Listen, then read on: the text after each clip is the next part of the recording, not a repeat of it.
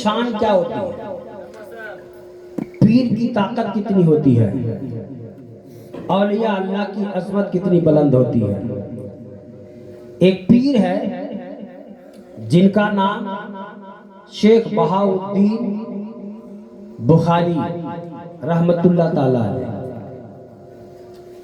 हमारे और आपके यहाँ भी पीर साहब आते हैं कि नहीं? आते हैं, सबके यहाँ पीर साहब आते हैं, अल्लाह के वली। और शेख बहाउद्दीन जकरिया रहमतुल्लाह ताला अलैह चलते चलते एक बस्ती में पहुंचे। सारे लोग हाथ मिला रहे हैं, सलाम कर रहे हैं, मुसाफा कर रहे हैं, सब के सब पीर साहब को अदब के साथ बैठा रहे हैं। भीड़ लग गई। इतने में एक हिंदू लड़की आती है, पढ़ी लिखी थी, तेज लड़की थी। वो लड़की आती है, देखती है बहुत ज्यादा भीड़ है यहाँ। मुसलमान भाइयों से पूछती है क्या बात है, यहाँ बहुत भीड़ लगी है। का पीर साहब आए। तो उसको क्या मालूम कि पीर क्या होता है कि नहीं? उसे क्या मालूम कि पीर क्या होता है। उस लड़की ने कहा, ए लोगों ये बता पीर क्या होता है, पीर किसको कहते हैं? लोगों ने कहा हम क्या जवाब देंगे, चले जाओ पीर साहब से पूछ लो, पीर साहब बता देंगे। वो लड़की आगे बढ़ी और जा करके पीर साहब के सामने खड़ी हो जाती है और कहती है, बाबा आप पीर हो?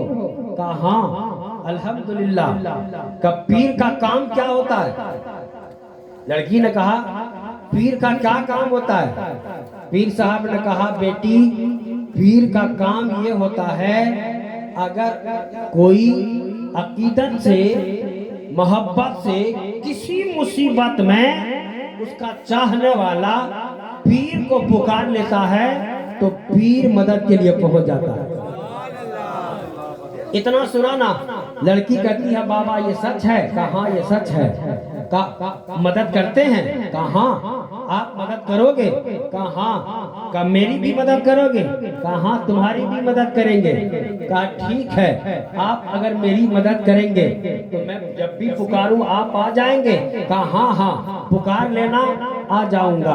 अल्लाहु अकबर। देखिए फिर वो लड़की जब जाने लगी, पीर साहब ने कहा, जाओ ऐसे मत, मेरे दामन से वाबस्ता हो ले, मेरे दामन को थाम ले, उसके बाद जब तू जहां पुकारेगी मैं पहुंच जाऊंगा।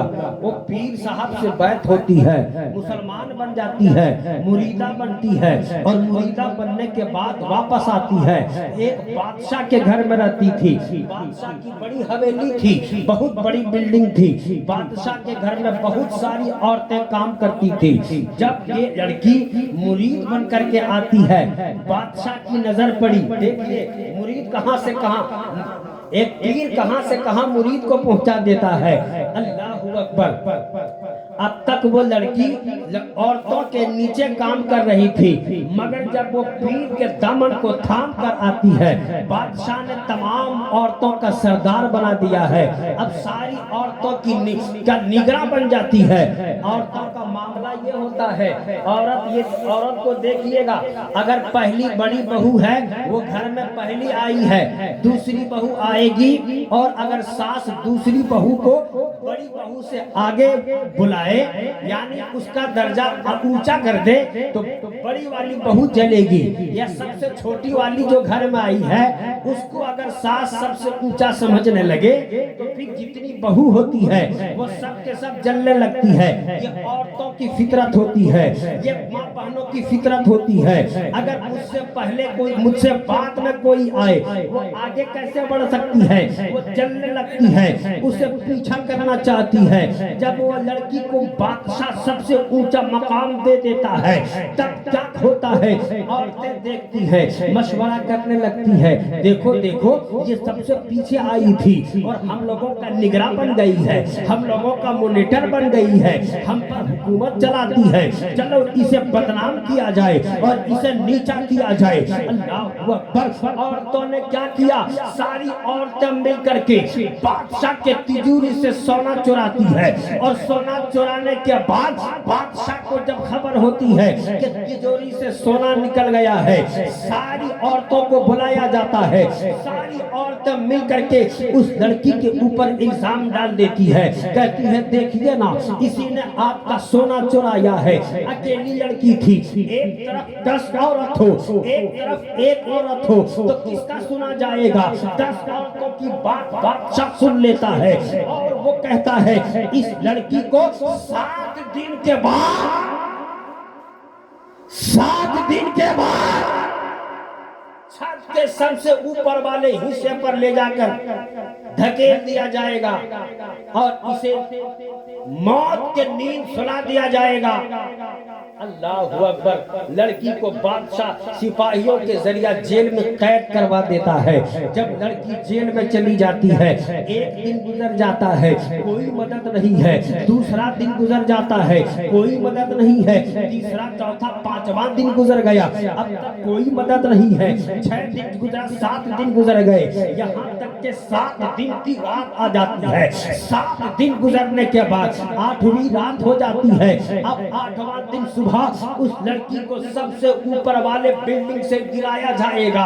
अल्लाहू अकबर। वो लड़की रात की तारीकी में सजदे में सर रखती है और पुकार कर कहती है, ओ बुखारे वाले बाबा, मैंने आपका वादा पूरा किया, आपने कहा था मेरे हाथ पर बैत हो जाओ, मैं मदद के लिए पहुंच जाऊंगा।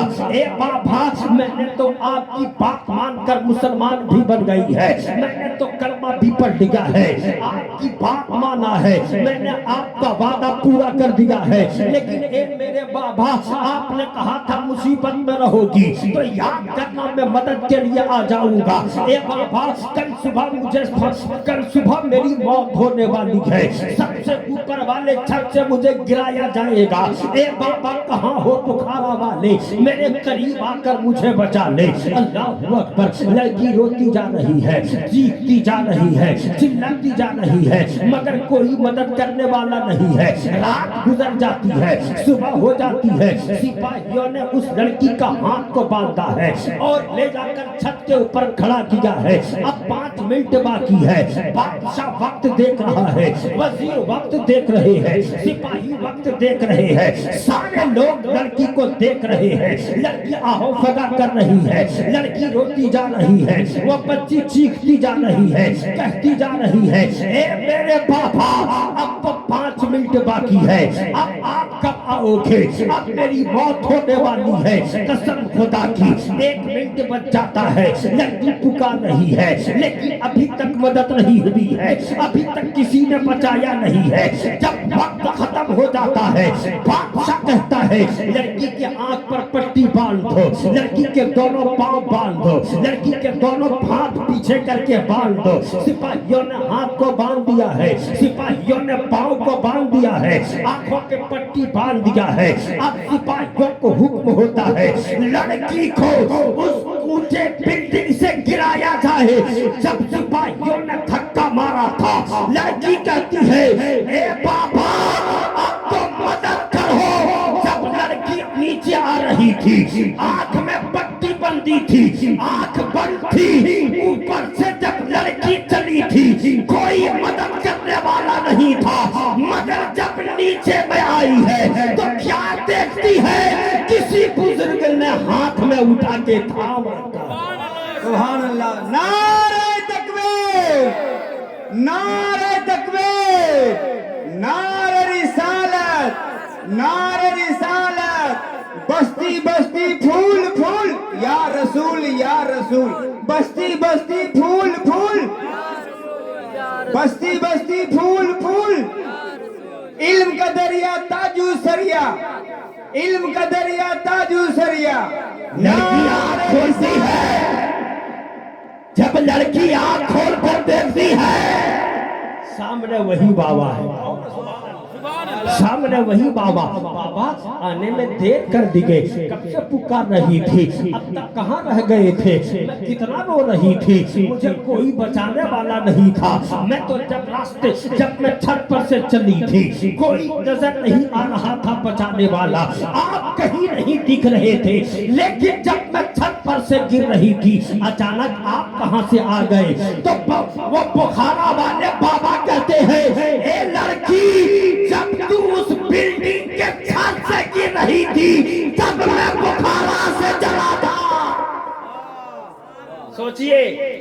बुखारा कितना दूर है, लड़की को छत से गिरने में कितना समय लगता, 1 सेकंड में छत से नीचे आ जाती है। और बाबा बुखारा से चले और हाथ में पकड़ लिया, उठा लिया, संभाल लिया। पता चला एक वली की ताकत बहुत होती है। आप ये मत देखो कि सामने कोई बचाने वाला नहीं है। अकीदत के साथ अगर आप पुकार लोगे, कब मदद हो जाएगी कोई जानता ही नहीं है, किसी को मालूम नहीं होगा। तुम्हें करबला के शहीदों का वास्ता है, तुम्हें अब्बास अलमदार के कटे हुए बाजू का वास्ता है, तुम्हें नन्हे अली असगर की मासूमियत का वास्ता है। पूरा मजमा हाथों को उठाकर कह दो या रसूल अल्लाह। अब जरा सुनो, अब अगर पीर को समझ गए तो जरा गौसे पाक की बारगाह में आइए।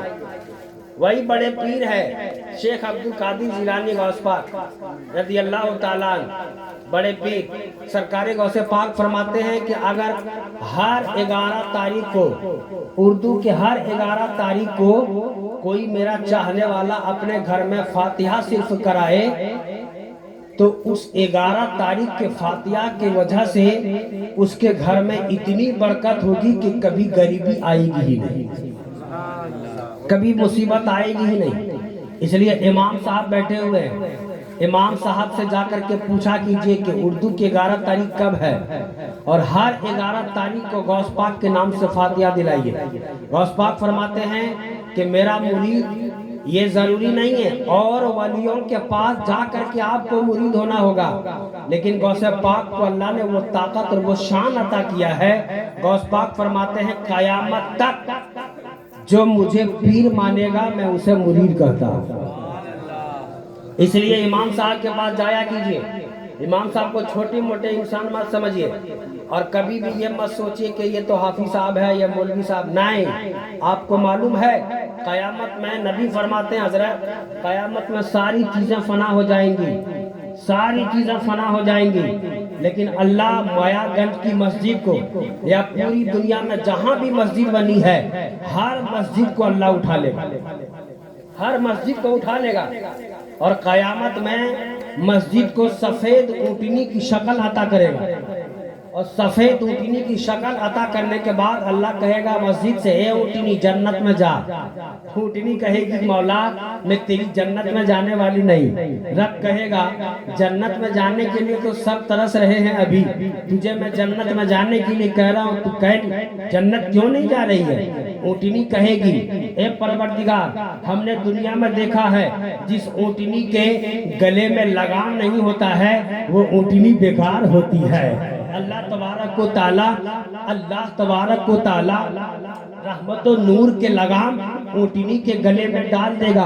कहेगा ए ऊँटनी अब तो जन्नत चली जा। ऊँटनी कहेगी नहीं मौला अभी भी तेरी जन्नत में जाने वाली नहीं। रब कहेगा क्यों नहीं जाती हो, क्या बात है। कहा लगाम तो है मेरे गले में, मगर इस लगाम को पकड़ने वाला कोई नहीं है।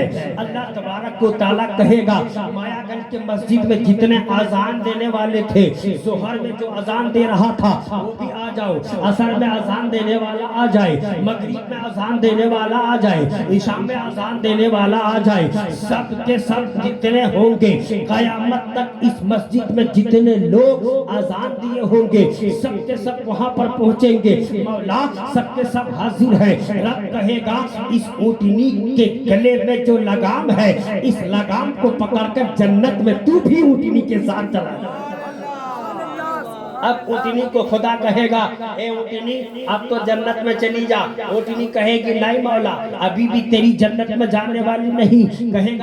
कहेगा क्या बात है। अब वो ऊँटनी कहेगी, ये मस्जिद कहेगी ए परवरदिगार गले में लगाम है, पकड़ने वाले भी है, लेकिन मेरे पीठ पर कोई बैठा नहीं है। अल्लाह अकबर। वो अल्लाह तबारक को ताला कहेगा मायागंज की मस्जिद में जितने इमाम थे जोहर में नमाज पढ़ाने वाला आ जाए, असर में नमाज पढ़ाने वाला आ जाए, मगरिब में नमाज पढ़ाने वाला आ जाए, पांचों वक्त नमाज जिसने पढ़ाया है सब के सब आ जाए, जुमा में नमाज पढ़ाने वाला आ जाए, ईदैन की नमाज पढ़ाने वाला आ जाए, सारे इमाम आ जाएंगे, रब की बारगाह में पहुंचेंगे। एक परवरदिगार सारे के सारे हाजिर है, हुक्म हो, रब कहेगा इस ऊँटनी की पीठ पर दूल्हा बनकर बैठ जाओ, जन्नत में चले जाओ। इमाम को कहाँ बिठाया? इमाम को कहाँ बिठाया? ऊँटनी की पीठ पर दूल्हा बना दिया, बिठाया। अब कहेगा मौला ए ऊँटनी जन्नत में चली जा। ऊँटनी कहेगी नहीं नहीं, अभी भी जन्नत में जाने वाली नहीं। कहा क्या बात है? कहा देखना खुदा, गले में लगाम है, लगाम को थामने वाला भी है, पीठ पर दूल्हा भी है, मगर मैंने दुनिया में देखा है जिस सवारी के पीठ पर दूल्हा हो और पीछे बराती नहीं होती है, वो सवारी अच्छी नहीं होती है। रब कहेगा मायागंज में जितने नमाज पढ़ने वाले हैं सब के सब आ जाए, जितने नमाजी होंगे सब आएंगे। रब कहेगा अब जन्नत में चली जा, देख तेरे पीछे बराती भी है। इतना सुनने के बाद अब ऊँटनी जन्नत में जा रही है, तो पता ये चला एक मस्जिद जब जन्नत जा रही है अपने साथ इमाम लेके जा रही है, अपने साथ मुअज्जिन लेके जा रही है, अपने साथ नमाजी को लेकर जा रही है, और सबसे बड़ी बात ये है कि सब नीचे चलकर जा रहे हैं, मगर इमाम पीठ पर बैठकर दूल्हा बनकर जा रहा है। सुभान अल्लाह। इसलिए कभी भी इमाम को गिरी नजर से मत देखना। अगर ये वहाँ ऊँट की पीठ पर दूल्हा बन करके बैठेंगे ताज पहनकर और कह दे खुदा से मौला इसने मेरा दिल दुखाया था, आप भी तो होगे ऊँटनी के पीछे, और कह दे कि मौला इसने मेरा दिल दुखाया था, फिर क्या होगा? सारी नमाजें मुंह पर मार दी जाएगी, फिर कहेगा जा तेरा पत्ता यहाँ से कट जाता। अभी 10,000 रुपया मिल रहा है, 4-4, 5-5 दिन, और कई जगह लोग जा रहे हैं। औरतों की तो जमात जारी, और जिसका एक बार फार्म भराया और पैसा नहीं आ रहा तो ना जाने एक घंटा लाइन में लग के खड़ी होती, मेरा पैसा आया क्यों, कटा कहाँ से? तो सोचिए यहाँ जब इतना परेशान है 10,000 के लिए, जबकि 10,000 में आपका कुछ नहीं होने वाला है कि नहीं? और नहीं भी मिलेगा फिर भी खुदा आपको खिलाएगा, और अगर वहां खुदा निकाल दे तो फिर क्या करो, कितना रोगे? इसलिए ईमान की इज्जत क्या करो, जरा मोहब्बत से कहिए सुभान अल्लाह, और तबीयत के साथ कह दो या रसूल अल्लाह। अब जरा आओ गौ से पाक की बार, सरकारे गौ से आजम कौन शहर में रहते थे? बगदाद। हाँ देखिए माशाल्लाह, बगदाद शहर में गौस पाक रहते थे। अच्छा किस मोहल्ले में रहते थे? बाबू शेख। जिस मोहल्ले का नाम क्या, जिस मोहल्ले में गौस पाक रहते थे ना, उस मोहल्ले का नाम था बाबू शेख। अल्लाह अकबर, क्या नाम है, शेख का दरवाजा, इतना प्यारा नाम। गौस पाक उसी मोहल्ला बाबू शेख में तशरीफ फरमा। आहा क्या शान है गौस। एक मरीजे लातबा, बहुत बीमार, इतना बीमार, डॉक्टरों ने जवाब दे दिया, तबीबों ने जवाब दे दिया, हकीमों ने जवाब दे दिया। माँ रोने लगी, बहन रोने लगी, भाई रोने लगा, बहन रोने लगी, सबके सब रोने लगे। डॉक्टर ने जवाब दे दिया अब ये मर जाएगा। माँ अलग रो रही है, बेटा चला जाएगा। भाई अलग रो रहा है, भाई चला जाएगा। बाप अलग रो रहा है, बेटा चला जाएगा। सब के सब रो रहे। डॉक्टर ने कहा कुछ घंटे का समय है, मोहलत है, उसके बाद ये मर जाए। सब के सब रोने लगे। एक अक्लमंद खड़ा होता है और कहता है क्या बात है, क्यों रो रहे हो? का देख नहीं, सामने नहीं देख रहे हो, बोल भी नहीं पा रहा, खाना कब से बंद है, चलने की ताकत नहीं, उठने की ताकत नहीं। डॉक्टरों ने जवाब दे दिया मरने वाला ये इंसान। का बेवकूफ, शहरे बगदाद में रहते हो और रो रहे हो, का करें क्या, अब चारा क्या है? कर ले चली से इस मरीज लालबा को उठा और गौसे पाक की बारगाह में लेकर चले। सरकारे गौसे पाक की बारगाह में चारपाई पर उठाया। उस समय गाड़ी का मामला उतना नहीं था, चारपाई पे खटिया पे उठाया, 4 लोग टांग करके ले करके गए, गौस पाक के दरवाजे पर ले जाके चारपाई को रख दिया। गौस पाक को आवाज दी गई, गौस पाक आए, कहा क्या बात है, कहा इस बीमार को थोड़ा देख लीजिए। गौस पाक ने फरमाया जब ये बीमार है, चलने फिरने की ताकत नहीं है, तो डॉक्टर के पास ले जाना चाहिए था, मेरे पास क्यों लाए? कहा हुजूर सबने जवाब दे दिया है तब लाया। कहा सबने जवाब दे दिया? कहा 2-4 कदम पीछे हटे और एक घास का टुकड़ा उठाया, और घास का टुकड़ा उठाने के बाद उसी बीमार के मुंह में डाल दिया। जो बोल भी नहीं पा रहा था उठकर खड़ा हो गया, गौस पाक को सलाम किया। सारे रिश्तेदार खुश हो गए, लोग झूमने लगे। गौसे पाक से कहते हैं आका इस सरदार क्या बात है, मरीज इतना बड़ा बीमार इंसान था, डॉक्टरों ने जवाब दे दिया था, एक से एक मेडिसिन चली थी, एक से एक दवाइयाँ दी गई थी, सबने कहा था अब नहीं बचेगा, कुछ घंटे की मोहलत है, ये मर जाएगा। सारी दवाइयाँ फेल हो गई, मगर ये घास का टुकड़ा में क्या था कि आपने घास का टुकड़ा इसके मुंह में डाल दिया तो ये उठकर बैठ गया है, ये उठकर चलने लगा है। सरकारे गौसे पाक फरमाते हैं तुम्हें मालूम है ये घास है, घास ये आम घास नहीं है, बल्कि इसी घास पर मेरे मदरसे के बच्चे असर की नमाज के बाद टहलते हैं।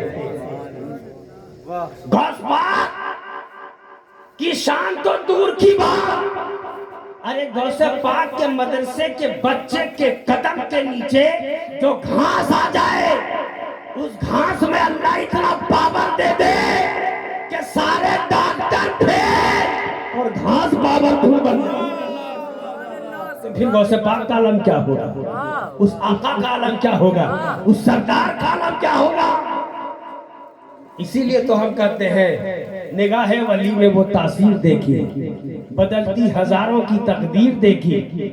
लेकिन हम लोग इतना सब कुछ बताने के बाद भी सब खूब मचलते हैं, खूब सुनते हैं, खूब सुभान अल्लाह कहते हैं, लेकिन फिर सुबह वही मामला होता है। इतने छोटे छोटे बच्चे हैं, इन लोगों की तरबियत अच्छी जगह कराइए, पढ़ाइए, इल्म बहुत जरूरी है। आज के दौर में तलवार काम नहीं देती है, जो कलम काम देता है। हमने देखा ये हमारे आपके मोहल्ले के इमाम साहब ने हजरत हाफिज कारी शाकिर साहब बहुत अच्छे हाफिज है, कसम खुदा की, एक बैठक में कुरान पढ़ते हैं और इनकी आवाज बहुत अच्छी है। ऐसे इमाम को बचा कर रखिएगा, सलामत रखिएगा, बहुत अच्छा कुरान पढ़ते हैं। ऐसे ऐसा ऐसा देखिए, कुरान पढ़ने वाला बहुत है लेकिन कारी सब नहीं है, बेहतरीन मखारिज के साथ कुरान पढ़ते हैं। हमसे बहुत करीब है लेकिन हम इनके पीछे कभी नमाज पढ़े नहीं, एक बार पढ़े और कभी कभी मिलाद वगैरह में कैरत सुनते हैं तो कसम खुदा की तबीयत बाग बाग हो जाती है। बहुत अच्छी कैरत करते, बहुत अच्छा कलाम कुरान पढ़ते हैं। सुनिए, तो ये इमाम साहब है, अगर कुछ बताते हैं, हम लोग कुछ बताते हैं तो उस पर अमल किया कीजिए, वरना जानते हैं हजरत एक इमाम साहब थे, रास्ते में चल रहे थे तो देखा कि एक बच्चा जो है ना खड़े खड़े पेशाब कर रहा था। क्या करा, खड़े खड़े पेशाब। मौलाना साहब ने छड़ी लिया इमाम साहब ने और कहा कि जैसे वो छड़ी को उठाया तो बच्चा भागने लगा, तो भागा तो इमाम साहब पीछे पीछे पीछे पीछे देखते हैं किसके घर का बच्चा है, इसके आज उसके बाप को जाकर कहेंगे। छड़ी लेकर गए, देखा इमाम साहब ने कि वो इधर से उधर, इधर गली ऐसे मोड़ लिया, एक घर में जाके घुस गया। इमाम साहब दौड़ते दौड़ते गए, घर वाले से पूछा यार यही घर का बच्चा है? कहा हाँ यही घर का बच्चा है। कहा इसका बाप कहाँ है? कहा छत पर है। इमाम साहब जाकर देखते तो उसका बाप छत के ऊपर से खड़ा के पेशाब कर रहा है।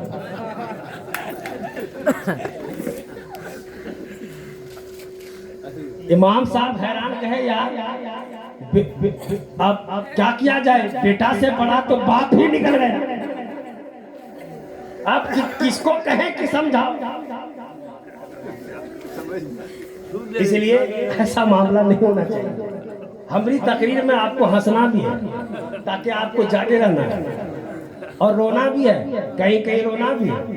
ज्यादा वक्त मेरे पास नहीं, जरा मोहब्बत के साथ कहिए या गाओ सलमान। सुनिए एक बात बताना, बहुत प्यारी बात बताने जा रहे हैं। शहर बगदाद है और शहर बगदाद में इस वाकया को मैंने कई बार बताया था, लेकिन फिर से कहा गया कि जरा इस वाकया को ताजा कर दीजिए, हालांकि बहुत बार बता चुका हूं। सुनिएगा, शहर बगदाद में सरकार गौसे आजम की बारगाह में एक इंसान आया। आने के बाद कहा, हजरत आपसे मुरीद होना चाहते हैं। का मुरीद होना चाहते हो तो हाथ बढ़ाओ, मुरीद कर लेते हैं।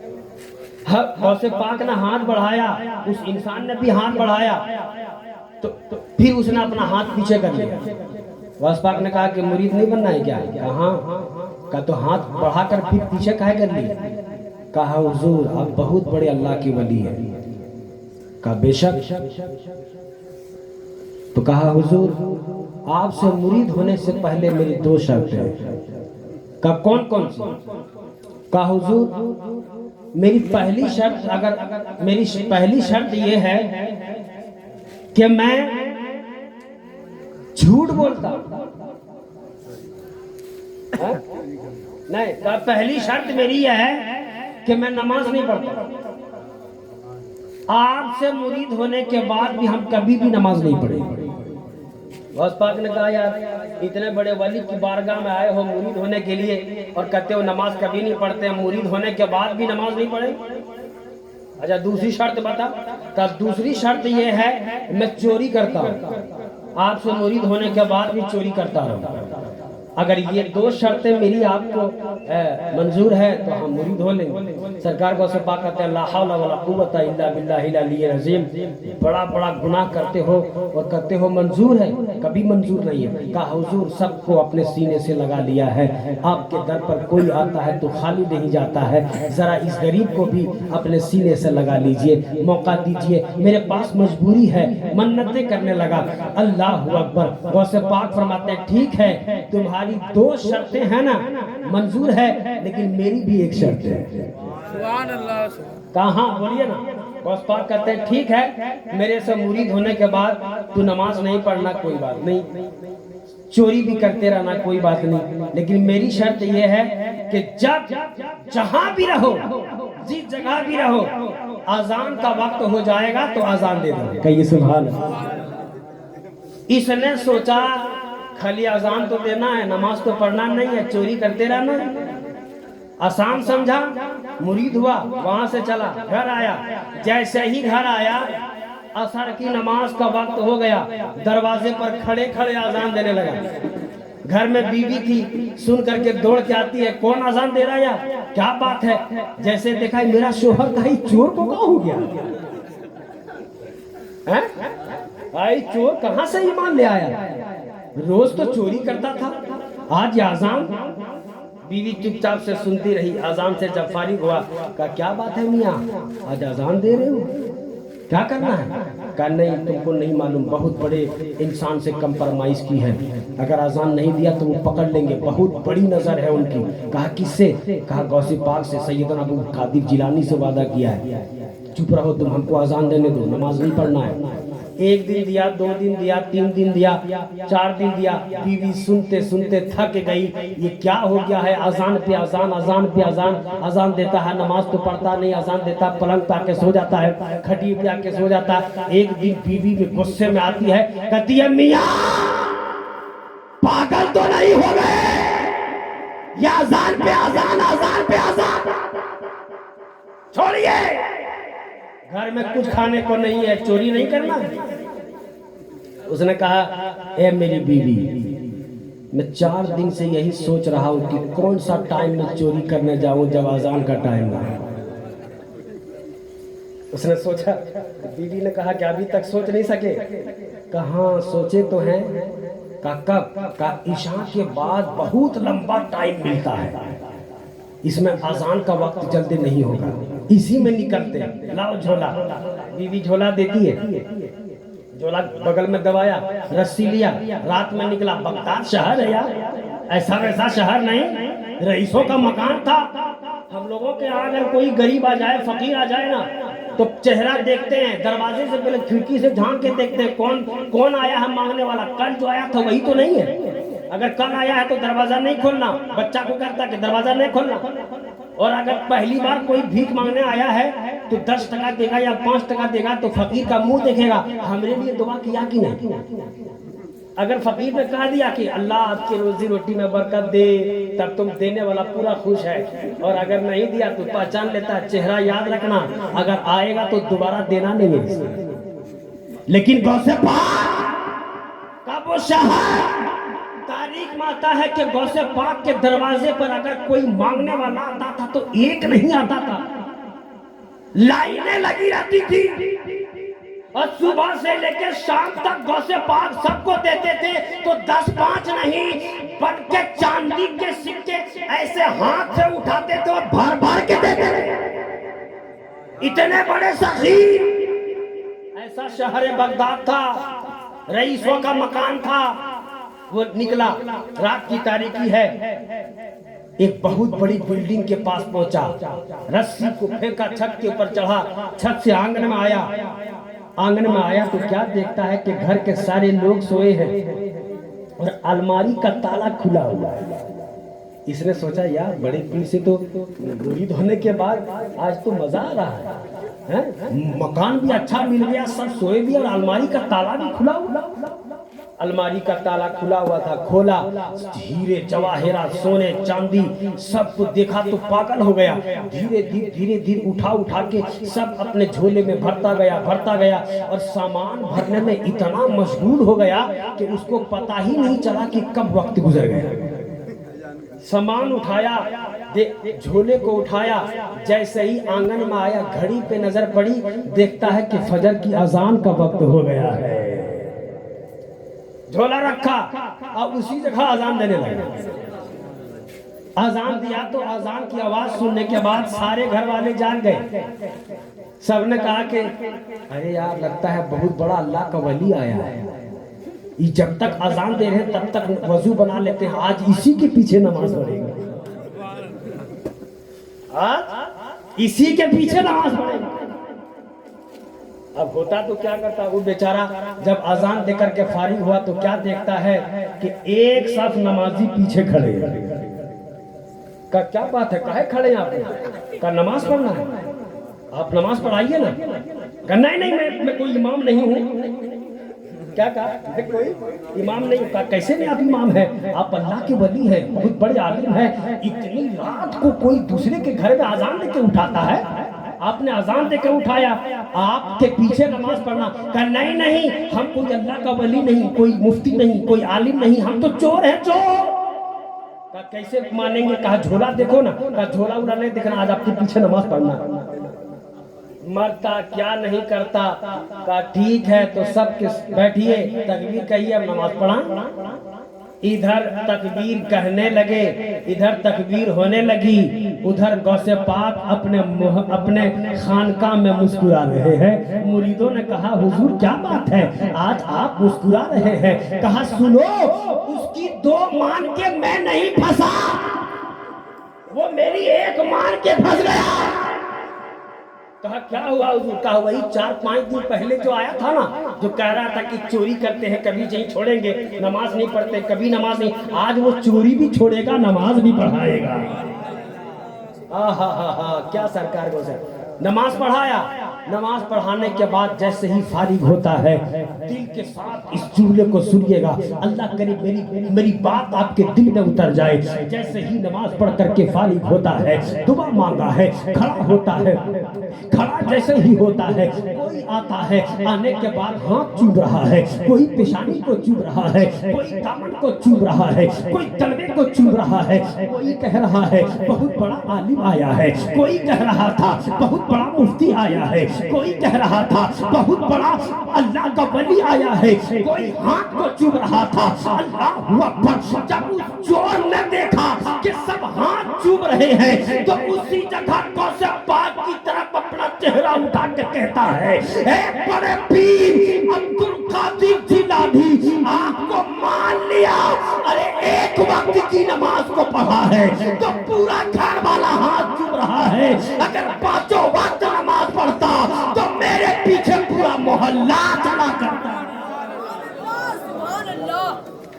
नारे तकबीर, अल्लाह अकबर, नारे तकबीर, अल्लाह अकबर, नारे रिसालत, या रसूल अल्लाह, नारे रिसालत, या रसूल अल्लाह, जश्न मिलाद नबी, जिंदाबाद, जश्न मिलाद नबी, जिंदाबाद, नारे तकबीर, अल्लाह अकबर, नारे रिसालत। या रसूल अल्लाह। पता चला ना सरकार गौसे आजम की जात कितनी बड़ी है। निगाह डाल देते थे तो चोर को वली बना देते थे, निगाह डाल देते थे तो मुर्दा बड़ा जो होता था उसको उठा देते थे, अगर निगाह डाल देते थे हड्डियों से आवाज आती थी और मुर्गा बनकर तैयार हो जाता था। इसलिए मेरे यारों, अगर गौसे पाक से हकीकत में मोहब्बत है और सबसे दिल से मोहब्बत है तो एक जुमला इरफान रजा आपको देना चाहता है। आज जनाब साबी साहब के यहाँ खाना बना था, सबने खाना खाया। आपके यहाँ शादी होती है, आपके यहाँ भी खाना बनता है, आपके यहाँ फंक्शन होता है, आपके यहाँ भी खाना बनता है, सबके सब आकर के खाते हैं। अमीर को जाकर 10 बार आवाज देते हो, ए अमीर आप मेरे घर में आना, मेरी बेटी की शादी है, मेरी बच्ची की शादी है, सबको जाकर दावत देते हो। मगर अपना सगा भाई जो तुमसे 1 साल से नाराज होता है, अपने सगे भाई को एक बार जाकर के नहीं कहते हो, ए मेरा भाई तुम्हारी भी दावत है। भाई का बच्चा कहता है बाबा चचा के यहाँ खाना बन रहा है, पुलाव की खुशबू आ रही है, क्या हमारी दावत है कि नहीं? उस वक्त बाप की जबान खामोश रहती है। अगर कह दूं कि हाँ दावत है तो बच्चे इंतजार करेंगे, और अगर कह दूं कि दावत नहीं है तो बच्चे कहेंगे क्यों नहीं दावत है, पूरा मोहल्ला आकर के खा रहा है, हमको चचा ने क्यों नहीं दावत दिया है? ए भाइयों सुनो सुनो, अरे तुमने भाई का प्यार देखा ही नहीं है, भाई की मोहब्बत को जाना नहीं है। अमीर को 10 बार बुलाते हो तब आता है, आकर खाकर चला जाता है, तुमको कुछ नहीं देता है। तुमने भाई की मोहब्बत को देखा नहीं है। भाई के दरवाजे पर जाना और कहना भैया 1 साल से हमसे नाराज हो, कल मेरे बच्चे की शादी है, कल मेरी बेटी की शादी है, सबको दावत दे दिया है, आप भी मेरे घर में आना, अपने भाई से जाकर गले से लग करके कहना और मनाना भाई को। तो कसम खुदा की 10 साल में कोई दूसरा तुमको उतना प्यार नहीं दे सकता है जो एक लम्हे में तुम्हारा अपना भाई प्यार देता हुआ नजर आए। लेकिन हम सबको पूछते हैं, अपने घर में भाई नाराज होता है, एक बार भी जाकर नहीं पूछते, कहते हैं छोड़ो नहीं आएगा तो क्या होगा, शादी नहीं होगी। सुन 5 हाथ उंगली में, हाथ में 5 उंगलियां हैं, एक कट जाती हाथ कमजोर हो जाता है, और अगर उंगलियां सलामत रहती हैं हाथ मजबूत होता है, आपको लड़ने की ताकत होती है। अगर सारे भाई मिलकर एक साथ खाना खाएंगे, एक साथ चलेंगे और घर में सब मिलकर रहेंगे, मोहल्ले वाले आपको आंख दिखाने से भी डरेगा। नहीं भाई ये सारे भाई एक हैं, अगर किसी को कुछ कहा तो सारा भाई दौड़ कर आएगा। यही मैं पूरे समाज को कहना चाहता हूँ, सुनो सुनो भाइयों को कभी दुश्मन मत समझना। अरे सुनो, जब कोई तुम्हें साथ नहीं देता है उस वक्त वही तुम्हारा भाई आकर खड़ा होता है, वही तुम्हारी बहन खड़ा होती है। सुनो, आज अगर थोड़ी सी दौलत हो जाती है, भाई अपनी बहन के दरवाजे तक नहीं जाता है। हमने इस शहर भागलपुर में देखा है, भाई 4 चक्के पर चलता है और बहन का शोहर मर गया, बहन के बच्चे भूखे ईद के दिन रह गए, लेकिन भाई ने जाकर बहन के दरवाजे को झांका तक नहीं है। ए भाइयों, कहां तुम्हारी गैरत मर गई है? तुमने अपनी बहन को सबसे बड़ा दुश्मन समझ लिया है। अरे बहन तो भाई का इंतजार करती है, बहन कहती है अगर आलिम है मेरा भाई मेरे दरवाजे पर आ जाएगा तो मेरी इज्जत बढ़ जाएगी। मुफ्ती है, कलेक्टर है, इंजीनियर, डॉक्टर है, भाई बहन सोचती है अगर डॉक्टर मेरा भाई मेरे दरवाजे पर आ जाएगा तो मेरी इज्जत बढ़ जाएगी। समाज कहेगा कि देख इसका भाई इससे मिलने आया है। बहन तो भाई का इंतजार करती है, मगर भाई जब जाता है तो पहले बहन के दरवाजे पर जाकर बिस्तर को साफ करता है, तब बैठता है। बहन गरीब है, कुर्सी अगर गंदा रहती है तो कुर्सी को साफ करता है, तब भाई बैठता है। तुम्हें शर्म नहीं आती है? बहन के घर जाकर के बिस्तर को झाड़ते हो, तब बैठते हो। अल्लाह अकबर, गरीब बहन के दिल पर क्या गुजरता होगा? काश मेरे पास भी अगर अच्छी चादर होती अपनी बहन के लिए बिछा देती, काश मेरे पास भी अच्छा बिस्तर होता मैं भी अपने भाई के लिए बिछा देती। कसम खुदा की उस वक्त बहन का गले कलेजा रोता है जब भाई ऐसी हरकत करता है। सुनो, अगर तुम्हें कोई सबसे ज्यादा चाहने वाला है तो कोई नहीं, वो बहन की जात हुआ करती है। इसलिए भाइयों, अगर वक्त मिले तो बहनों के दरवाजे पर जाया करो। 10 साल 18 साल जिंदगी गुजरने के बाद बहन फिर कहाँ चली जाती है? अपने ससुराल जाती है, फिर उसे कोई पूछता तक नहीं है। जब तक माँ जिंदा है तब तक जाती है, माँ बाप चले गए तो भाई उसको एक बार बुलाता तक नहीं है। मैं एक बात आपको बताता हूँ, एक बहुत बड़ी बात है और सिर्फ 1 मिनट की बात।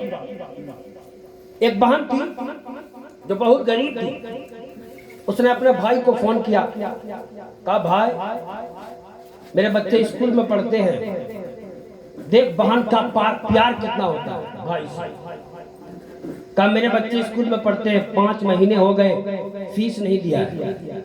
आपको अल्लाह ने बहुत दौलत दिया है, थोड़ी सी रकम अगर आप मुझे दे देते तो हम अपने बच्चों का फीस भर देते। बगल में भाभी बैठी थी, मोबाइल छीन लेती है और भाई को सिखाती है, भाभी कह दीजिए अपनी बहन से कि हमारे पास खुद दौलत नहीं है, हम तो खुद दाने दाने का मोहताज है, तुमको कहां से देंगे।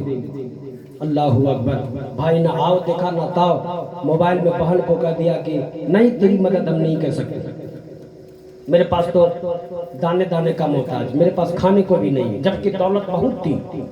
भाभी के सिखाने पर भाई ने कह दिया। जब बहन ने सुना ना तो फोन काट दिया। फोन काटने के बाद अपने गले से चांदी के चेन को तोड़ती है, हाथ में लेकर के भाई के दरवाजे पर पहुंचती है। भाभी दरवाजा खोलती है, क्या बात है? का सुनिए, हमारे पास तो खाने का है, सिर्फ हमारे पास बच्चों के फीस देने के पैसे नहीं थे, लेकिन मेरे पास खाना है। लेकिन भाई कह रहे थे कि हमारे पास तो खाना भी नहीं है, ये चांदी की सिकड़ी ले लीजिए और दे दीजिएगा मेरे भाई को कि इसे बेच करके अपना खाना मंगा ले। सोचो इतनी देर होती है, भाई सुन लेता, रोता हुआ आता है, भाभी को डांट कर कहता है देख पागल, तू मेरी बहन को चंद सिक्के देने से मना कर रही थी, लेकिन मेरी बहन को देख, वो कुछ नहीं सोची और अपने गले का चेन उठा करके लाती है और मुझे दे देती है, जबकि मेरे पास बहुत दौलत थी। हम चाहते तो अपनी बहन की मदद कर सकते थे, लेकिन हमने मदद नहीं किया। सुनिए और समझिए, और अगर हो सके तो ये बात उन भाइयों तक पहुंचाइएगा जो भाई कभी अपनी बहन को देखने तक नहीं जाता है। सोचो और समझो और माशरे को सुधारने की कोशिश करो। इंशाअल्लाह ताला फिर कभी मौका मिलेगा, बहुत सारी बातें आपको बताऊंगा। वक्त बहुत कम है मेरे पास, मेरे बच्चे को बुखार है, मैं चाहता कि जल्दी से तकलीफ करूं और निकल जाऊं, लेकिन वक्त मुझे बाद में मिला और मैंने फोन करके अभी पूछा तो मिलाद के सत्ते अल्लाह मेरे बच्चे की तबीयत को दुरुस्त फरमा दिया, बुखार खत्म हो चुका था। मैं इसलिए इत्मीनान से आपसे बोल लिया। अल्लाह तबारक व तआला अगर जिंदगी सलामत रखा तो फिर आऊंगा, फिर आप तक बातें बताऊंगा, बहुत सारी बताऊंगा इंशाअल्लाह ताला। सब लोग मेरे साथ पढ़िए, अस्तगफिरुल्लाह रब्बी मिन कुल्ले ज़ंबिन व अतूबु इलैहि, ला इलाहा इल्लल्लाह मुहम्मदुर रसूलुल्लाह सल्लल्लाहु तआला अलैहि वसल्लम। आका करीम जब इस दुनिया में तशरीफ ला रहे थे, शजर हजर खुश्क तर बरको समत लैलो नहार जिन्न बशर सबके सब नबी पर सलातो सलाम पढ़ रहे थे, लिहाजा हमें भी चाहिए आका की बारगाह में खड़े हो जाएं।